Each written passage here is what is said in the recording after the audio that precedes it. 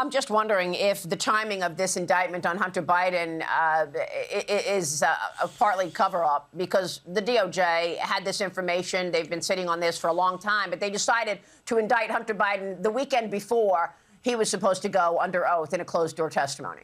Look, I totally agree. The timing is suspect. And let's take a step back. His attorney, Abby Lowell, says that, the only reason why he got indicted is because his last name is Biden. No, Abby, the only reason that it took so long for him to be indicted is because his last name is Biden and because House Republicans uncovered this web of corruption surrounding Joe Biden that implicates Hunter Biden and James Biden. And so that is the reason why it's taken so long for this to occur. Well, you could also argue that if his name wasn't Biden, he wouldn't have been able to generate all those millions of dollars that James Comer said that he did. House Republicans are taking turns with TV appearances to keep attempting to make speculation replace evidence surrounding the Bidens. Now, they're claiming that an indictment has been handed down to protect Hunter from the closed-door testimony, the same testimony that Representative Comer was against making public, causing some to wonder what damning evidence Republicans wanted to keep secret. But Byron Donalds there gets back to the main objective. Where do you see this going, Congressman? Well, what I see happening is that over the next month or two, we're going to finish our investigation.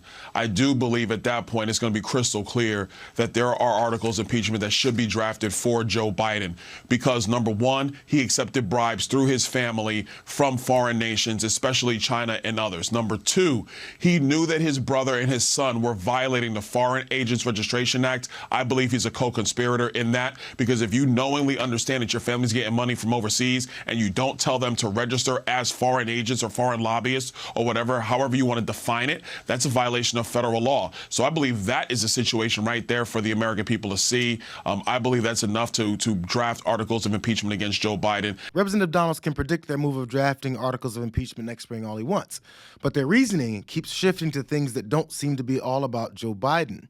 He said the president should have told his family to register as foreign lobbyists or agents. And since he didn't, which he has no proof of, Donalds believes he's a co-conspirator and wants the American people to see nothing about wanting justice to be done.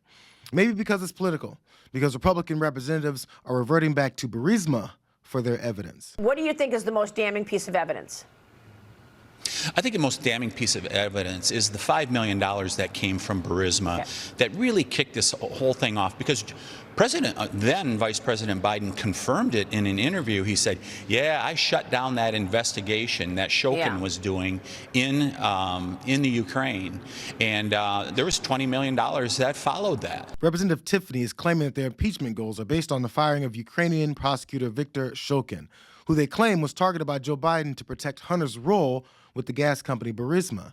But Axios points to several facts about this case that are well known, but congressional Republicans don't expect their followers to know or care about, like how former U.S. Ambassador to Ukraine, Maria Bartiromo, was one of 4 Trump impeachment witnesses who testified that it was official U.S. policy, supported by international stakeholders, to push for Shokin's removal. How Trump's former special envoy to Ukraine, Kurt Volker, a Republican-called witness, testified that the allegations against Biden were not credible and that Shokin's firing was widely understood internationally to be the right policy. Or how former State Department official George Kent testified that Shokin had undermined a U.S. program funded with taxpayer money to build an independent investigator unit to go after corrupt prosecutors. Or maybe how David Holmes, a former diplomat at Ukraine, testified that his understanding was that Shokin was not, at the time, pursuing investigations of Burisma or the Bidens. And finally, at least 5 more State Department witnesses, Jeffrey Pyatt, Amos Hochstein,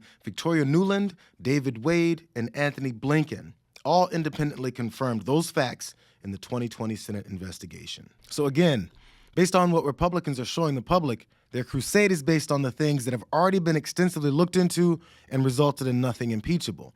So if Comer has something by the spring, as Donald is hoping for, that's great.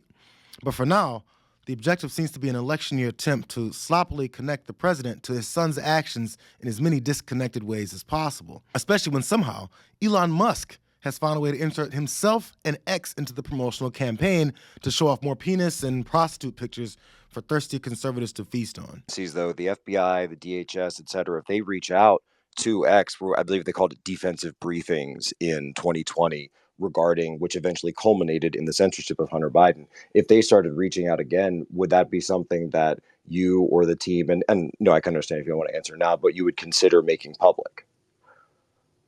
We will be as transparent as possible with that, you know. Yeah, and frankly, if I think a government agency is breaking the law in their demands on the platform, I would be prepared to go to prison personally if I think they are the ones breaking the law.